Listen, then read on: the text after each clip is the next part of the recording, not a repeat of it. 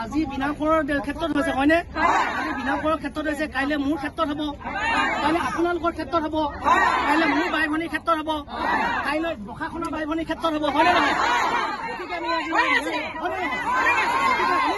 ধৰ্মগাঁও সমিতি নাওবৈধা অসম মহিলা সমিতিয়ে যেতিয়া আমি জিলা উপায়ুক্ত জিলা আয়ুক্ত মহোদয়ক স্মাৰক পত্ৰ দিবলৈ আহিছো হয়নে?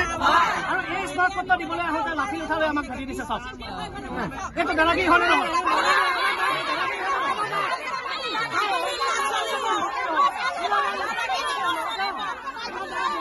বাই ভনী কেনেকৈ হত্যা কৰি নদীত পেলাই দিলে, আজি 20 দিনত মৃতদেহ উদ্ধাৰ কৰিব পৰা নাই, আৰু হত্যাকাৰীক নি জেলত ভৰাই পেলাই ফ্ৰী ভাত খুৱাই আছে।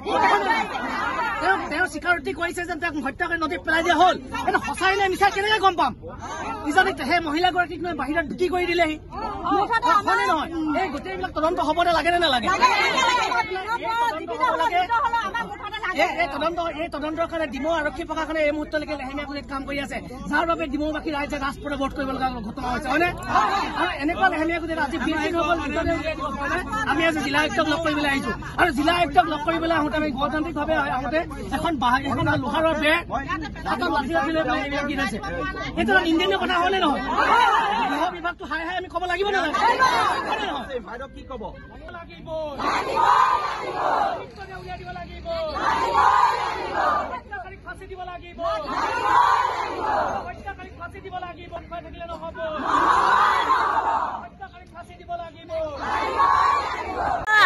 নিৰুদ্দেশ হোৱা স্বামী ঘৰৰ পৰা নিৰুদ্দেশ হৈছিলে, সেই নিৰুদ্দেশৰ কাৰণে প্ৰশাসনে আমাক উলিয়াই দিব পাৰে, সেইকাৰণে আজি আমি এই কাৰ্যসূচী হাতত লৈছোঁ।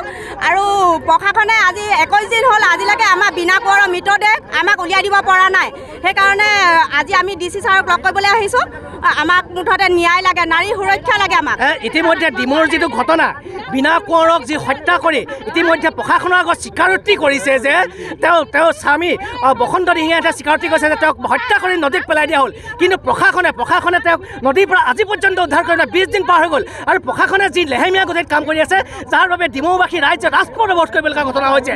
আচলতে এই বসন্ত দিহিঙীয়া নামৰ ব্যক্তিজনে যেতিয়া ক'লে স্বীকাৰোক্তি কৰিছে যে হত্যা কৰি নদীত পেলাই দিয়া হ'ল, এই সঁচাই নে মিছাই আমি কিন্তু জ্ঞাত এতিয়ালৈকে নহয়, কাৰণ প্ৰশাসনে লেহেমীয়া গতিত কাম কাজ কৰি আছে।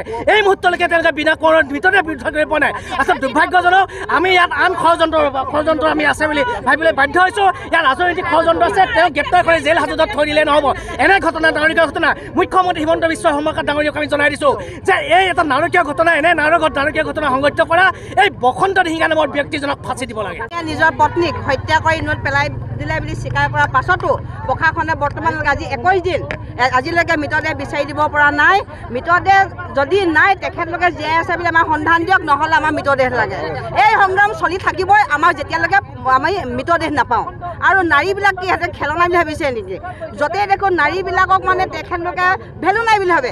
আজি তেখেতলোকে যিটো গতিত যাব লাগিছে ক্ষিপ্ৰ গতিত নাই যোৱা, লেহেমীয়া গতিত গৈ আছে, আৰু তাৰ কাৰণে আমি তীব্ৰ গৰিহণা দিছোঁ। সদৌ অসম মহিলা সমিতিয়ে প্ৰশাসনৰ এই যি লেহেমীয়া গতি কৰি মহিলাগৰাকীক মৃতদেহ সন্ধান কৰাত আপোনাৰ গাফিলতি কৰিছে, তাৰ কাৰণে তেখেতক আমি তীব্ৰ গৰিহণা দিছোঁ। যিকোনো খবৰৰ বাবে যোগাযোগ কৰক 7099017330 লগতে 7099017110 নম্বৰত।